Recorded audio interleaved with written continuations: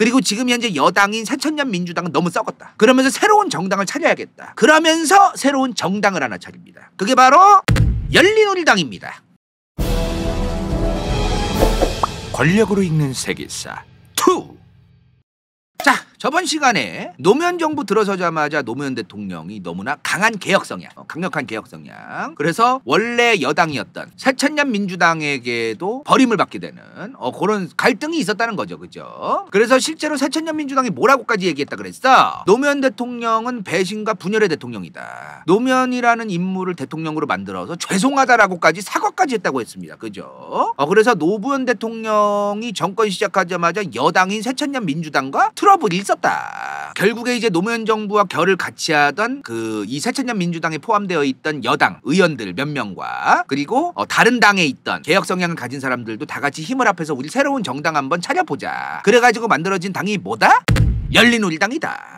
열린우리당. 자, 열린우리당 2003년 11월에 만들어집니다. 2003년 11월. 자, 그래서 2003년 11월 이후에는 한동안 이제 국회 구도가요. 이제 어떤 상황이야? 이렇게 된 거예요. 한나라당이랑 그리고 자민련 그리고 새천년 민주당은 과거의 여당이고 새로운 여당인 열린우리당 이렇게 4파전이 된 겁니다. 4파전. 어느 정도였냐면요. 새천년 민주당이 원래 여당이잖아요. 과거의 여당. 여기는 당시 야당이었던 한나라당보다 더 깠어요. 노무현 정부를. 어떨 때 보면 더 깠어. 엄청 깠어 진짜. 그러다가 이게 실제로 선거 중립 의무를 위반한 거로 보이는 소지가 있기는 있는데 자, 요런 멘트가 있었어요. 노무현 정부가 이제 그 취임 1주년 특별 기자회견에서 2004년 2월에 이제 신년 기자회견을 해요. 취임 1주년 특별 기자회견. 여기서 근데 이런 멘트를 쳐. 노무현 대통령이. 나 대통령이 뭘 잘 해가지고 우리 열린우리당이 표를 이제 많이 받을 수 있다면 합법적인 모든 걸 다 하고 싶다. 요런 멘트를 쳐요. 이게 이제 대통령으로서 정치적 중립 의무를 위반했다 이거야. 실제로 그러해 보이긴 합니다. 근데 요즘은 이제 이거 가지고 아무도 그냥 말 안 해요. 윤통은 국민의힘 전당대회에 대놓고 가요.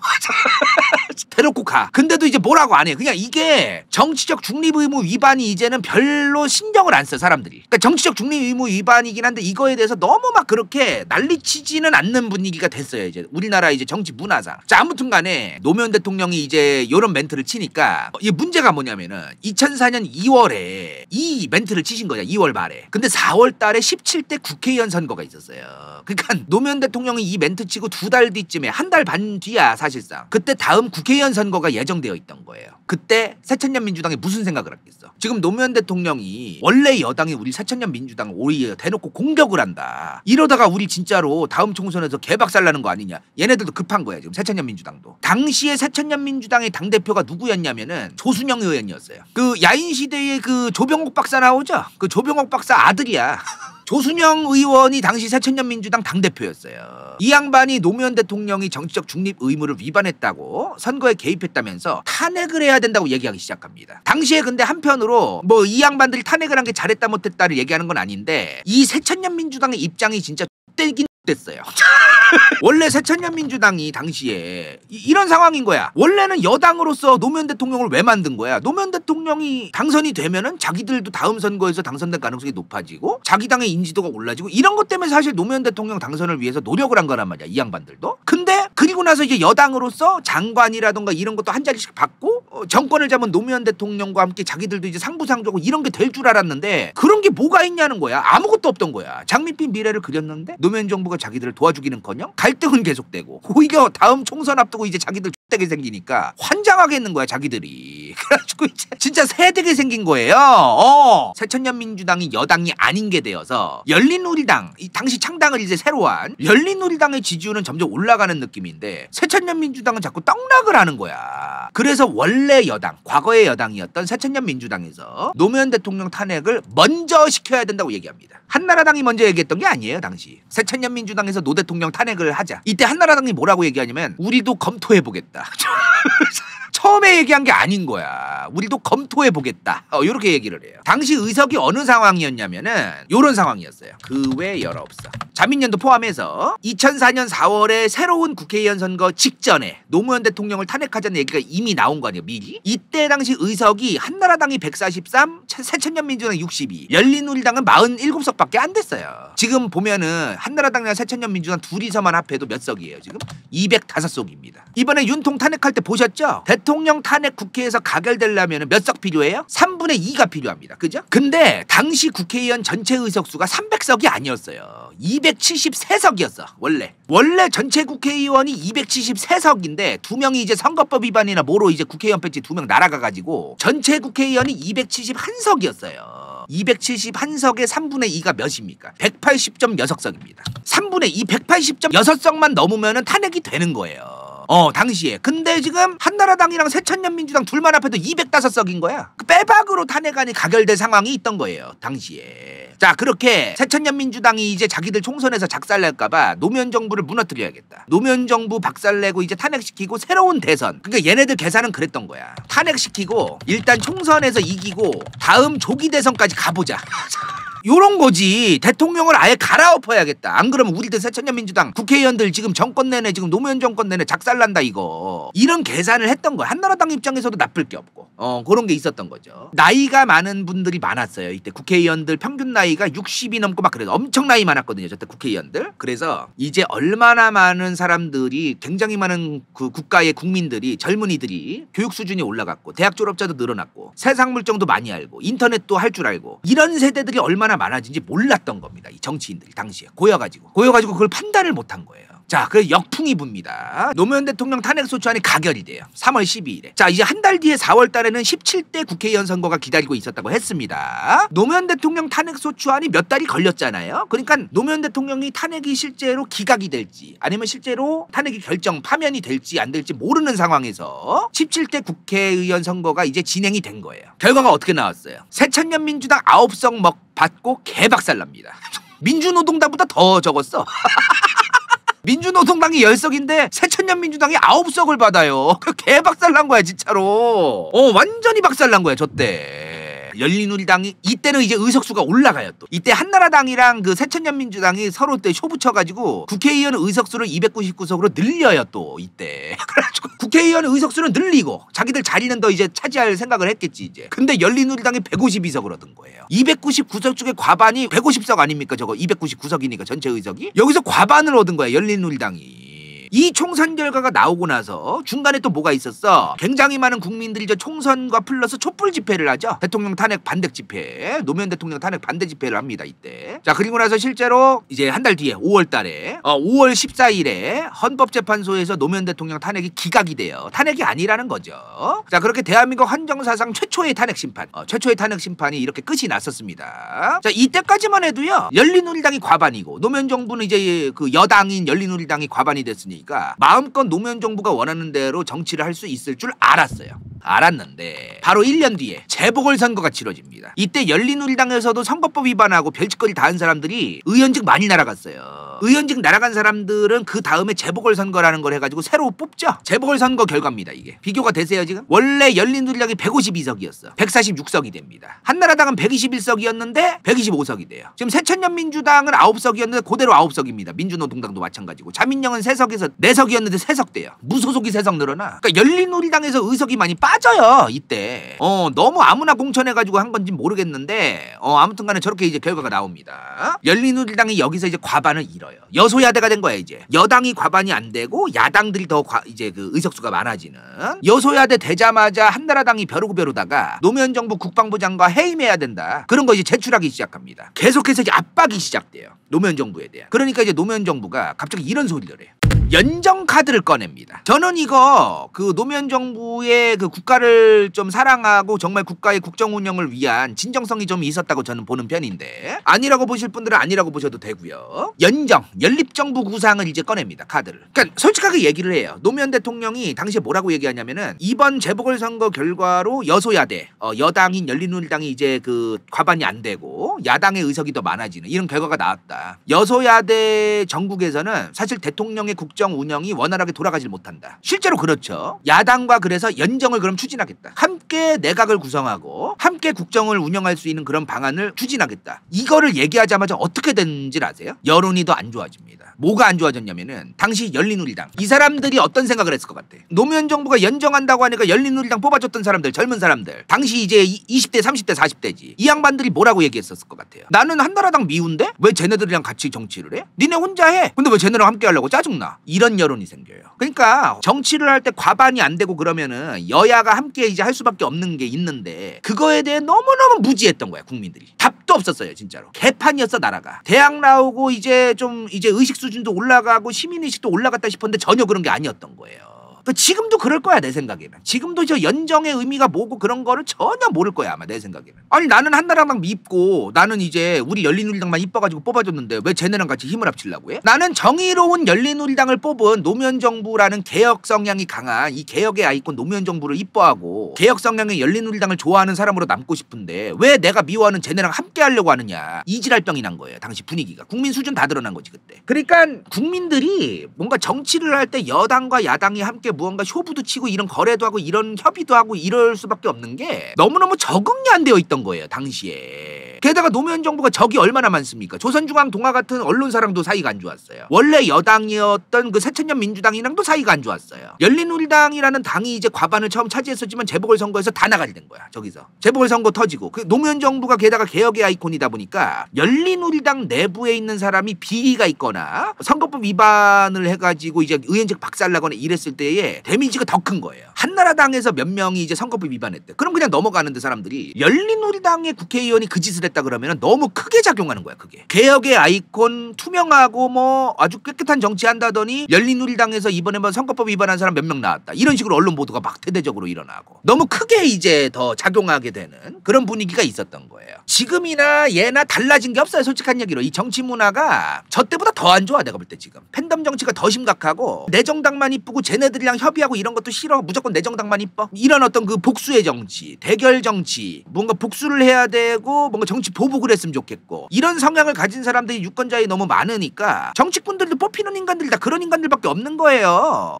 안타깝습니다 참 대한민국의 미래가 지금 더 개판나고 있는데. 그리고 당시에 이제 열린우리당을 지지했던 사람들조차도 반응이 안 좋았는데 연정이 뭔지조차 모르겠는 거야 국민들이. 너무 대결의 정치. 뭐 아니면 도. 1번 아니면 2번. 그런 게 지금도 심한데 그때도 있었단 말이에요. 그때도 더 심했고. 그러니까 연정이라는 거에 대해서 사람들이 반감이 있는 거야.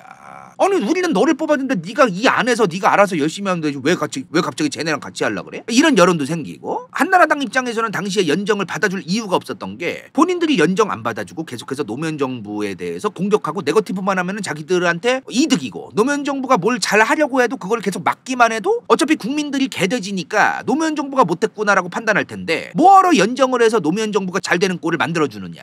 그래서 한나라당도 그 연정을 안 받아들여요.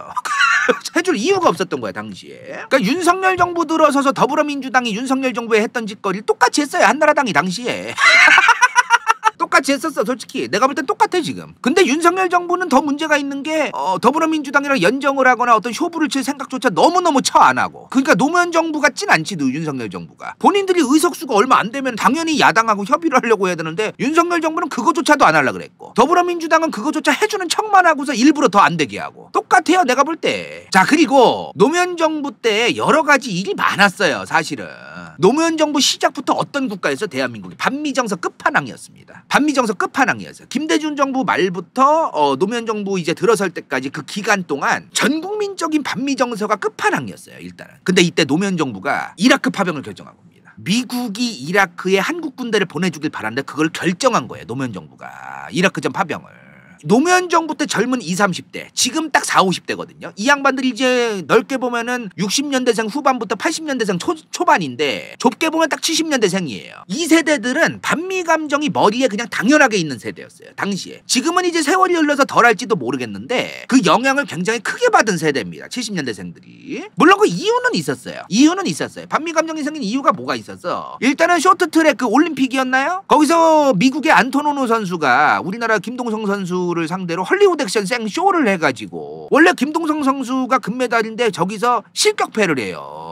안 그래도 저런 경기에 대한 관심도가 높았어요. 2002 월드컵 이후에 그 이후에 이제 올림픽이라던가 이런 거에 대해서도 우리나라 사람들 관심도가 굉장히 올라가 있었거든. 근데 저기서 헐리우드 액션을 해가지고 안토노노가 김동성 선수가 이제 실격패를 한 거야. 그리고 노무현 정부 들어서기 전이에요. 2002년 6월에 경기도 양주 있죠 지금 의정부 위에. 거기에서 미군 장갑차의 여중생 2명이 사망을 해요. 압사 사고가 있었어. 이때 어느 정도로 찌라시가 많았냐면요. 지금 70년대생 분들이나 80년대생 분들은 어릴 때나 젊을 때 들어보셨을 거예요. 주한미군은 미군들 중에서도 생 양아치 끼들만 한국으로 오게 한다. 제 주변에 카츄샤 출신 애들은 이런 얘기 안 하던데 이런 얘기가 있었어요. 일단은 첫 번째로. 그래서 얘네들은 워낙에 사람들 죽이고 이런 거를 아무렇지 않게 생각하는 그런 애들이라서 인종차별도 어마무시해서 한국인 같은 동양인들을 완전 동물 취급해서 죽여도 상관없다고 생각한다. 별의별 얘기가 다 돌았어. 근데 진짜 억가가 존나 많았어요. 별의별 찌라시와 별의별 말도 안 되는 가짜뉴스와 야, 저 별의별 게 다 퍼져 있었어요. 저게 엄청나게. 그래서 이때 또 NL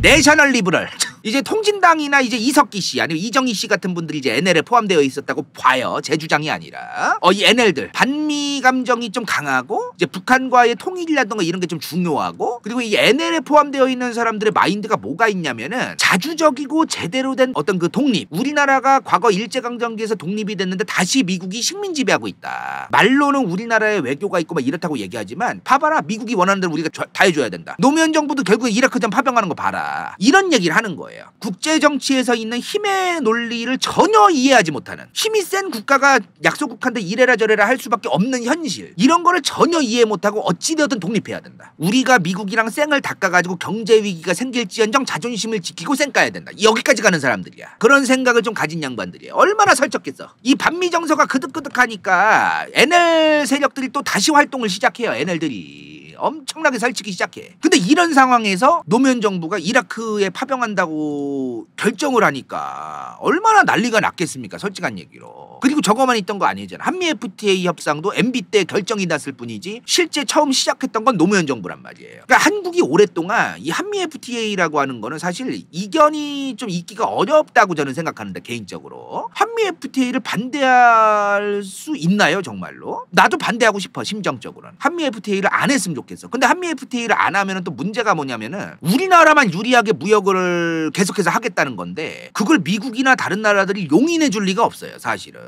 이런 현실적인 문제가 있던 건데 우리 주식하시고 이제 경제 좀 아시는 분들은 아시겠지만 저 FTA라고 하는 게 자유무역 협정이라고 하는 게 안 할 수가 없어요 사실은. 우리나라가 그동안 개방을 안 하고 개기던 물품들이 있었어요. 개기던 거. 근데 이 FTA라고 하는 거는 서로 다 개방하자 이거야. 어느 나라가 처음에는 이득일 수 있고 어느 나라가 처음에는 손해일 수 있을 수밖에 없는 거긴 한데요. 각 국가가 본인들의 경쟁력 있는 물건들을 개발을 하고 그런 기업들이 형성돼 가지고 어떤 물건들은 뭐 예를 들어 뭐 A 물건은 독일이 잘 만들어. 그럼 독일 거를 받고 우리나라가 B를 잘 만들어. 그럼 독일도 B를 살 수밖에 없는. 그렇게 이제 자유무역 협정을 맺어가지고 관세 같은 거를 이제 철회하고 이제 그런 거를 하자는 거예요. 개방을 해라. 사실 한 번에 우리나라처럼 당시에 개발도상국에서 벗어난 지 얼마 안 된 2000년대 대한민국 입장에서는 FTA를 한꺼번에 너무 활짝 열어버리면은 우리나라는 되긴 합니다. 선진국들이 이득이에요 사실 저게 처음 열면. 개발도상국이거나 2000년대처럼 애매한 경제 국가였던 한국 같은 나라는 당연히 처음에는 손해를 볼 수밖에 없는.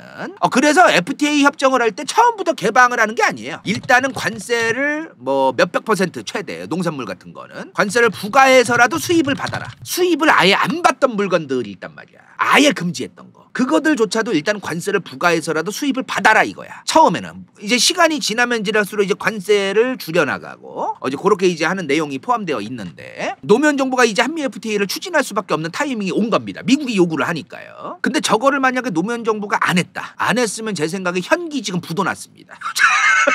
내가 장담할게 진짜로. 저거 노무현 정부가 한미 FTA 추진 안 하고 MB 정권까지 이어져서 가지고 결국에 도장 찍었는데 저거 안 했으면은 현기 부도났습니다. 내가 장담할게요 진짜로. SK 하이닉스 택도 없어. 수출도 못했을 거야 내 생각에. 그러니까 이런 어쩔 수 없는 현실이 있다는 현실이. 한미 FTA가 최종적으로는 이명박 정부 때 최종 타결을 했기 때문에 마치 이제 MB만 잘못한 것처럼 얘기하는 경향이 있는데 처음에 한미 FTA를 추진했던 건 누가 뭐래도 노무현 정부가 맞습니다. 그거는 그것까지 가짜뉴스로 얘기할 필요는 없는 것 같아요 제 생각에. 물론 그건 있어요. 노무현 정부는 불리하지 않게 하려고 했는데 이명박 정부는 불리하게 우리나라에 쇼부를 쳤다 이건데 노무현 정부도 결국에는 몇 년 못 버티고서 아무리 시간을 버텼어도 미국이 그 당시에도 양보할 생각이 없었기 때문에 노무현 정부는 불리하지 않게 하려고 노력했고 MB는 그렇지 않았다. 이건 좀 결과론적인 게 있어 내가 볼 때. 어찌되든 노무현 정부 끝나고 나서 MB가 바통 터치를 받아서 계속 회담을 했던 거 아닙니까? 이명박 정부도 웬만하면 불리하지 않게끔 죽어라 이제 회담을 했던 게 있거든요. 근데 어쩔 수 없었던 거야 이게. 어쩔 수 없었던 거. 당연히 이제 한미 FTA 시작하자마자 어떻게 됐을까요? 열린우리당 내부에서도 일단 열린우리당은 여당이었기 때문에 노무현 정부가 한미 FTA 하는 거에 대해서 찬성을 해요.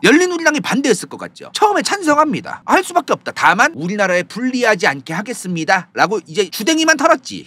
주댕이만. 한나라당은 야당이었잖아요. 한나라당도 대부분 찬성했어요 그때. 그래서 한미 FTA가 여야 합의하에 굉장히 빠르게 이제 진척이 있는, 물론 이제 당시 진보정당, 민주노동당 같은 당들, 뭐 이제 당시에 이제 그 강기각 이제 한복 입고 저 수염 기르시는 국회의원 분이 있었어요. 그분을 포함해서 그 저 민주노동당은 이제 반대를 했는데, 진보정당들, 그러니까 열린우리당을 제외한 이제 정말 진보정당들, 저런 당들은 이제 반대를 계속했고, 권영길 씨를 중심으로 했던. 근데 이제 열린우리당 안에서도 반대하는 사람들이 몇 명 생겼었어요. 대놓고. 그러니까 이게 어떤 상황이었냐면, 당시에 노무현 정부와 함께 가는 열린우리당 대부분은 당연히 대통령이 할 수밖에 없다고 하니까 이제 그거를 찬성으로 갔는데, 야당이었던 한나라당도 갔는데 국민들의 여론은 아니었던 겁니다. 그게 국민들의 여론은 아니었던 겁니다. 저 한미 FTA 한창 하고 이제 그랬던 그 시기에 노무현 정부 한국 갤럽 조사 보면은 2006년에서 2007년으로 접어들 때 노무현 정부 지지율이 12%였어요. 물론 이제 나중 가서 20%까지 오르는데, 어찌되었든 노무현 정부 이제 임기 말에 정권 지지율이 저렇게까지 가요. 막. 이거 정권 말이 아니지. 2006년에서 2007년으로 접어들 때니까 아직 정권이 1년 정도 남아있을 때예요. 근데도 1년 이상 남아있을 때인데도 벌써부터 12%를 찍고 막 그랬었어요. 물론 나중 가서는 20%대까지 회복이 되지만, 노무현 정부가 이제 레임덕 너무 심해집니다. 이렇게 이제 그 국정 지지율이 낮은 상태로 유지가 되는 상황에서 2007년 12월에 우리 경제대통령 2007년 12월에 17대 대통령 선거가 예정되어 있었습니다. 저때 이제 한나라당 그대로 이제 대선 경선하고, 유명하죠. 이제 사진, 아주 유명한 사진이 있어요. 요거.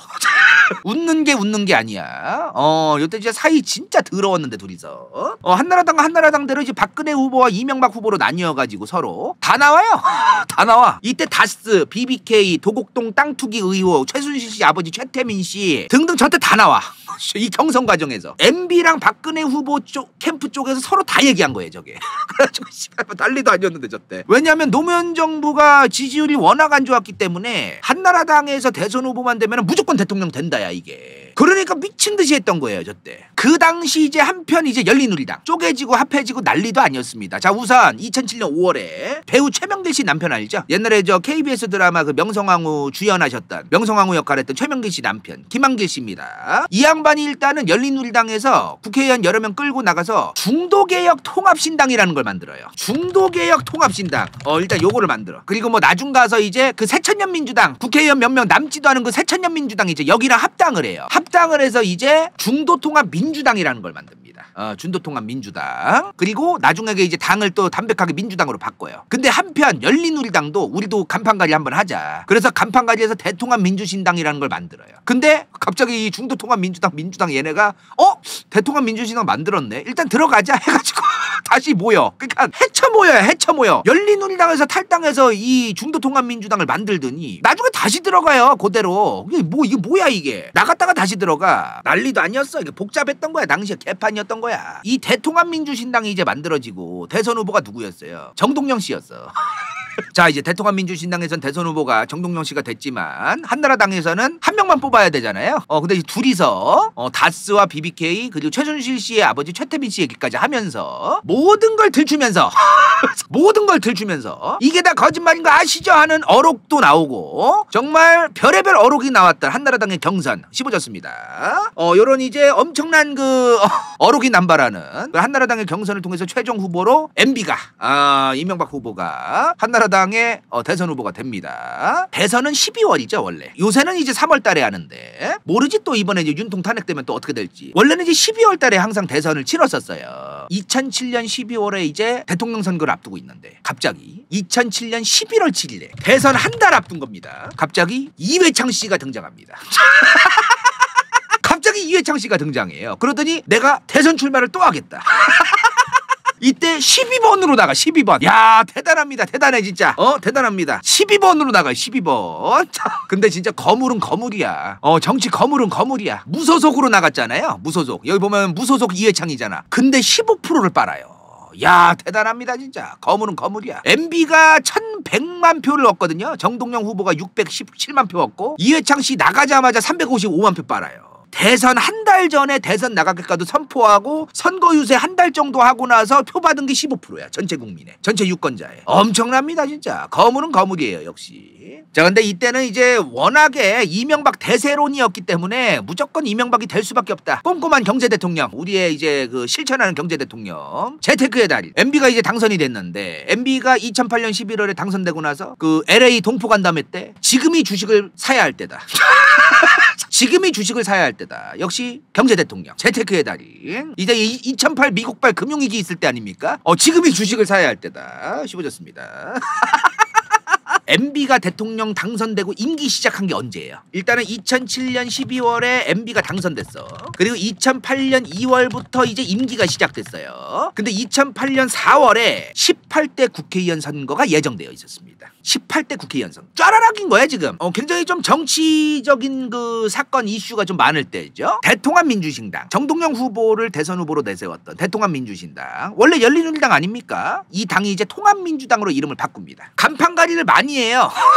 요 최근에 박근혜 대통령 탄핵 이후부터 보수정당, 한국식 보수정당들이 간판가리 많이 했잖아요. 근데 문재인 정부 때부터 지금까지 더불어민주당은 간판가리 안 하죠. 이때는 열린우리당이었던 민주당 계열이 간판가리를 많이 해. 그러니까 그 정당에 위기가 생기면 간판가리를 많이 하는 거예요. 자, 근데 지금 이 통합민주당 있잖아요. 이 통합민주당은 노무현 정부랑 이제 상관이 없는 당입니다. 사실상. 열린우리당이 노무현 정부의 유일무이한 여당이라고 생각했던 그 인식이 있었어요. 왜냐하면 노무현 대통령이 열린우리당에 속해가지고 여당으로서 이제 기능을 하니까 열린우리당에 피해가 가고 노무현 대통령이 또 성격이 있어가지고 나 탈당하겠다. 여당 그냥 없이 그냥 가자. 이런 얘기도 했던 사람이야. 그래서 사실상 이 통합민주당은 열린우리당의 그 느낌이 별로 안 나는 민주당 계열. 좀 그런 느낌이 있었습니다. 자, 그렇게 18대 국회의원 선거 2008년 4월에 하는데요. 이때 투표율 몇이었을 것 같아요? 46.1%였습니다. 아무리 국회의원 선거라도 그렇지 어떻게 투표율이 46.1%가 나와요? 전체 국회의원 선거에 투표를 할 수 있는 유권자 100명 중에 46명만 투표하고 54명은 쉬었다는 거야. 투표 안 하고. 엄청 적은 거지 당연히. 자, 이때 선거 결과를 보면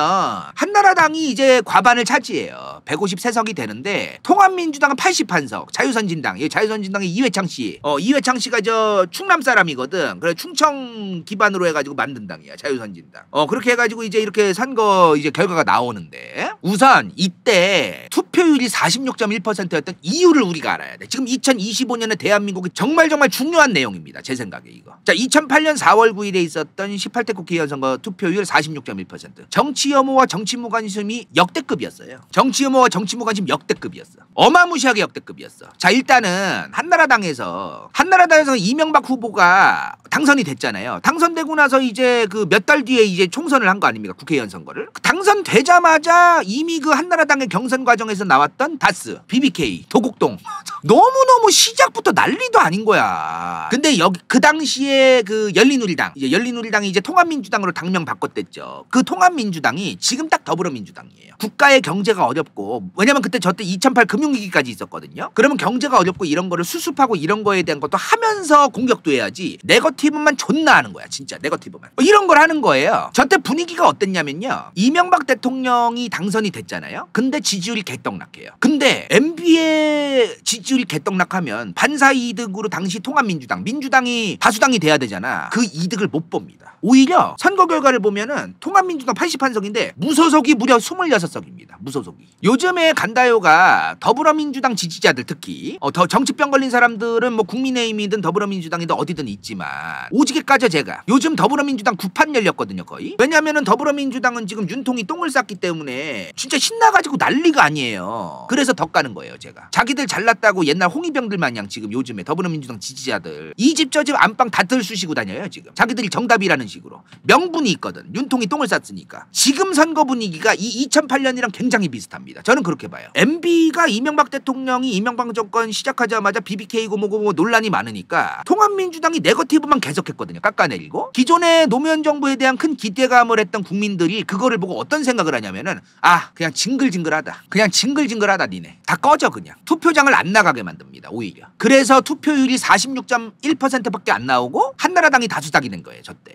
오히려 MB가 그렇게 의혹이 많았는데도 정권 초부터. 이번에 윤통이 탄핵되면은 조기 대선 불가피하잖아요. 만약에 투표율 내려갈 수도 있습니다 이번에. 근데 만약에 투표율이 굉장히 낮아진 상황에서 대통령이 당선되잖아요. 그러면은 국민들의 지지를 잘 받지 못하고 대통령 임기가 시작되고 정당성도 떨어지기 때문에 내가 니를 뽑아주지도 않았는데 너는 뭐 제대로 하는 게 없냐? 개 같네? 이런 분위기가 형성돼요. 국가가. 국정 운영 자체가 개판이 나요. 그러면은 지금 딱 대한민국이 그런 꼴입니다. 지금 나라 꼴 개판 났어 지금. 요즘 더불어민주당 사람들은 특히나 자기들이 정권을 이번에 잡을 것 같으니까 중립은 죄악이다. 이제 이따구 소리를 하고 댕겨. 제발 정신 차리시기 바랍니다. 지금 대한민국 수많은 유권자들이 둘 다 꼴 보기 싫고 이런 게 중립인 것 같아요. 지금 중도 중립을 표방해서 그러는 게 아니에요. 진짜 둘 다 꼴 보기 싫어서 이러는 거지. 지금 그거에 일조하고 있는 사람들이 본인들입니다. 정치병 걸린 사람들. 가끔 그런 얘기들 해. 중립 중도 간다요 같은 인간들이 정치 혐오나 정치 무관심도 부추긴다고. 니네가 부추기고 있는 거야 지금. 니네가 왜 그거를 몰라. 정치 혐오와 정치 무관심을 너네가 만든 거야 지금 2008년 이후에. 왜 그거를 몰라 도대체. 본인들이 지금 어마무시하게 많은 그 정치적 무관심과 정치 혐오를 만들었다는 거예요. 책임을 함께 하세요 제발. 우리나라는 지금 원래 같았으면 옛날에 노무현 정부, 이명박 정부, 박근혜 정부까지만 해도 내 생각에는 어느 정도 정치 대화나 어떤 그 성숙한 어떤 정치적인 대화가 어느 정도 가능했던 시기가 있었어. 그걸 당신들이 다 박찼어요 지금. 정치에게 할 수가 있습니까? 개지랄만 하는데 지금 어떻게 해요 그거를. 그러면서 중립 중도는 잘못됐다. 이 지랄병 나가지고 이제 정신 나갔어 지금.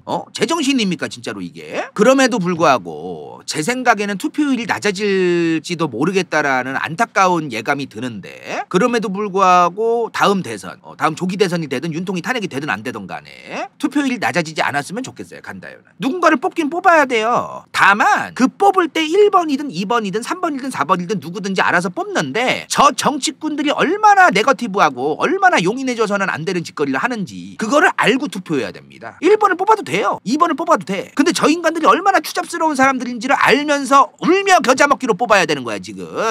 그래서 내가 그 양반들 까는 거야 지금. 지금 뭐 양비론이니 지랄이니 중립이니 중도니 뭐 둘 중에 하나 선택할 수 있다니까. 왜 우리 채널 와가지고 발작을 일으키고 두려웠는지 저도 대충은 알 것 같아요 이제. 결국에는 정치병인 거야 이 사람이. 무조건 지가 지지하는 당만 뽑혀야겠거든 지금. 그러면서 무슨 중립은 뭐 지옥이 기다리고 있니 뭐 개소리하고 앉아있고. 무슨 우리 간청단 분들은 잘 돼야 돼. 앞으로 잘 살아가야 돼. 그런 인간들 뭐 중립은 뭐 지옥이 기다리니 개소리하고 하냐 뭐 철학자 얘기까지 꺼내더라 야 이제. 그런 인간들이 무슨 말을 하든 눈 하나 깜짝하지 마시고 본인들 본업에 충실하고 열심히 살면서 정치인들은 절대 신뢰하지 마시고 투표날에 이 개 거지 같은 새끼들, 이 거지 같은 새끼들 중에 누구를 뽑지, 이런 생각을 마음껏 하시기 바랍니다. 본인들 소신껏 뽑으세요. 1번 2번 아니어도 돼요. 이번 선거에 내가 투표를 해야 다음 선거 때 1번 2번이 아닌 새로운 정당, 대한정당, 이런 정당들이 계속해서 실패하긴 하는데 그럼에도 불구하고 이런 정당들이 새롭게 생길 가능성이 높아져요. 누가 생길진 모르지. 뭐 지금 기존에는 대한정당 제대로 된 게 없어 보이는데 내 눈에는 정말 국민들이 눈을 똑바로 뜨고서 정치에 관심이 있지만 너네들을 신뢰하지 않는다라는 걸 보여주고 느끼게 해줘야 새로운 정당이 형성될 수 있거든요. 그래서 투표는 해야 된다. 좋은 타이밍이야. 요즘 지금 정치 혐오와 정치 무관심이 양쪽에 있는 정치병 환자들 때문에 극에 달해 있거든요. 이럴 때 한편으로 이 정치 혐오 정치 무관심에 있는 사람들이 정치에 관심을 가지셔야 된다. 단 1번 2번 쟤네들이 얘기하는 건 신경 쓰지 마라. 개소리 존나 많이 하니까. 이거를 하면서 투표에 참여를 하시라고 해야, 그래야 1번 2번이 아닌 정당으로서 제대로 된 대한정당이 생길 가능성이 높아져요. 무조건 뭐 대한정당이 1번 2번 아니어야만 한다는 건 아닌데 일단은 그렇습니다. 지금은 상황이 그렇잖아요. 그죠? 양비론이 아니죠. 1번 2번 싫어요. 3번 4번에 제대로 된 정당이, 물론 뭐 무조건적으로 제가 뭐 머리에 상상하고 있는 건 아닌데 어찌되었든 지금 1번 2번 대결 구도에서 헤어나올 수 있는 국민 화합을 만들 수 있는 정당이 생기기는 생겨야 됩니다. 1번과 2번은 안 돼요. 그게 지금 절대 안 돼요. 그래서 지금 정치병 걸린 사람들이 지금 이재명 가지고 싸우고 윤통 가지고 싸우잖아. 이런 거에서 벗어날 수 있는 정당이 생겨야 됩니다. 왜? 이거는 양비론이 아닌데 괜찮은 거 아니에요? 이거는 양비론 아니잖아요. 양비론 싫다며 나보고 양비론자라며. 이거는 괜찮은 거 아니에요? 자, 아무튼 간에 이명박 정부 출범 직후에 있었던 2008년 4월 국회의원 선거에서 역대급 낮은 투표율이 있었습니다. 그죠? 자, 투표 결과를 보면은 한나라당이 과반 이상을 가져가고 통합민주당은 81석밖에 못 가져가요. 그리고 우리 또 정치검을 이해창 씨가 만든 이 자유선진당이 18석을 가져갔네요. 자, 근데 지금 여기 요렇게 보면은 자유선진당 밑에 친박연대라는 뭔가 생소한 정당이 있습니다. 그죠? 게다가 무려 13석이나 차지했다네요. 자, 이게 왜 생겼느냐? MB가 당선된 이후에 한나라당 내부에서 친박 학살 과정에서 생긴 정당입니다.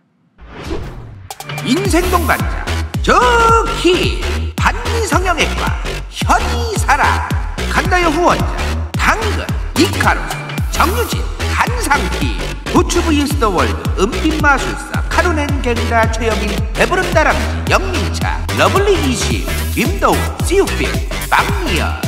이건 재밌을지도 몰라.